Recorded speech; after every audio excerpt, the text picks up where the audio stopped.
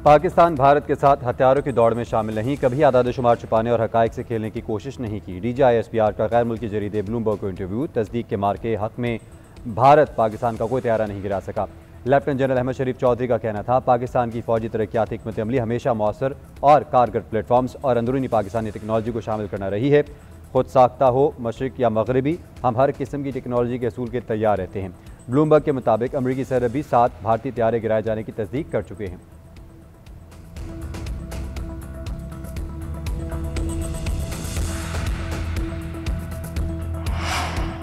पाक भारत जंग में 7 जहाज मार गिराए गए। मैंने 2 एटमी ताकतों के दरमियान जंग खत्म कराई। अमरीकी सदर डोनाल्ड ट्रंप का एक बार फिर पाक भारत जंग रुकवाने का तस्करा। कहा, 7 जंगें रुकवा चुका हूँ, गजा में भी जल्द अमन कायम होगा।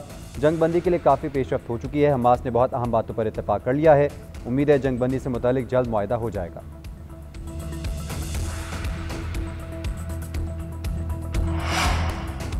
शिकारपुर के करीब रेलवे लाइन पर धमाका। रावलपिंडी से कोयटा जाने वाली जाफर एक्सप्रेस की 4 बोगियां पटड़ी से उतर गईं। 4 मुसाफिर मामूली जख्मी, करीबी अस्पताल मुंतकिल कर दिया गया। ट्रेनों की आमदरफ्त आर्जी तौर पर मुअत्तल कर दी गई। पुलिस के मुताबिक धमाका उस वक्त हुआ जब जाफर एक्सप्रेस सुल्तानकोट के करीब रेलवे ट्रैक से गुजर रही थी। वज़ीर आला सिंध का धमाके का नोटिस। IG सिंध से वाक़े की रिपोर्ट तलब। कमिश्नर लाड़काना को जख्मियों की बेहतरीन तिब्बी सहूलियात फराहम करने की हिदायत।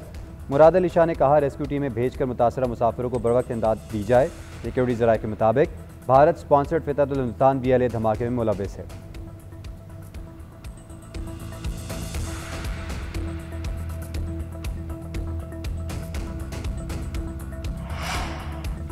उम्मत मुस्लिमा को तनाज़ात, गुर्बत और बाहमी इंतशार समेत बेशुमार चैलेंजेस का सामना है। पाकिस्तान और मलेशिया दोनों बरादर ममालिक नौजवान आबादी से मालामाल हैं। इज्तिमाई काविशों से तमाम चैलेंजेस से निपट सकते हैं। वज़ीर आज़म शहबाज शरीफ का मलेशिया आलमी इस्लामी यूनिवर्सिटी में तकरीब से खिताब। वज़ीर आज़म को एजाज़ी तौर पर डॉक्टरेट की डिग्री दी गई। वज़ीर आज़म से गोबी पार्टनर्स बिजनेस ग्रुप के वफ़द की भी मुलाकात।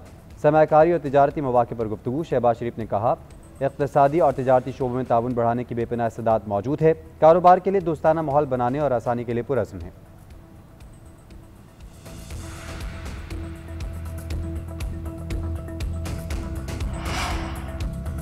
सुप्रीम कोर्ट आईनी बेंच में 26 तरमीम से मुतल्लिक लाइव स्ट्रीमिंग की दरख्वास्तें मंजूर। केस की समाअत बराह रास्त नशर की जाएगी। जस्टिस जमाल मंदुखिल ने रिमार्क्स दिए कि हमारा अलमिया है, हम हर चीज़ का गलत इस्तेमाल करते हैं। हमने लाइव स्ट्रीमिंग से लोगों को तालीम देनी है, लेकिन हम लाइव स्ट्रीमिंग से एक्सपोज हो गए। दरख्वास्त गुजार के वकील की चैम्बर अपील पहले सुनने की सदा। मौके पर अख्तियार किया कि बेंच पर एतराज़ के हवाले से चैम्बर अपील फाइल है, इस्तदा है पहले वो सुन ली जाए। जस्टिस अमीनुद्दीन ने रिमार्क्स दिए, अपील कल के लिए फिक्स है, कल ही सुनेंगे। जो आज केस मुकर्रर है उसकी समाअत आज करते हैं। खैबर पख्तूनख्वा हुकूमत के वकील ने मौके पर अख्तियार किया कि हमें बेंच पर एतराज़ नहीं, मगर चाहते हैं फुल कोर्ट तश्कील दिया जाए। तरमीम रात के अंधेरे में हुई, हक़ाइक़ सामने आने चाहिए। जस्टिस नईम अख्तर खान ने रिमार्क्स दिए, आप चाहते हैं दिन की रोशनी में समाअत के अलावा लाइव स्ट्रीम भी होनी चाहिए।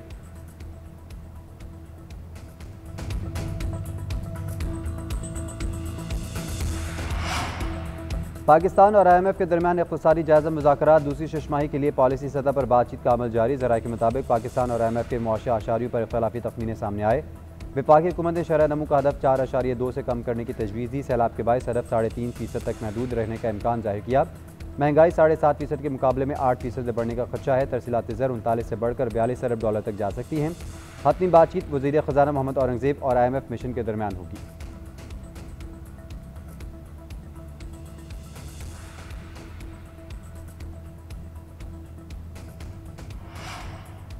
पीपल्स पार्टी और नून लीग के दरमियान नाराजगी बरकरार। वज़ीर इत्तलात पंजाब अज़मा बुखारी ने फिर माफ़ी का मुतालबा कर दिया। कहती हैं, मरीम नवाज़ किस चीज़ की माफ़ी मांगे, पीपल्स पार्टी ने शुरू किया, ख़त्म भी वही करे। अगर माफ़ी तलाफ़ी का मामला है तो सिंध की तरफ भी बहुत माफ़ियाँ उधार हैं। पीपल्स पार्टी की तरफ से रोज़ प्रेस कॉन्फ्रेंसेस हो रही हैं, रोज़ गालियाँ दी जा रही हैं। जवाब ना दे तो क्या करें, सिंध को पंजाब के मामलात में घुसना ही क्यों है।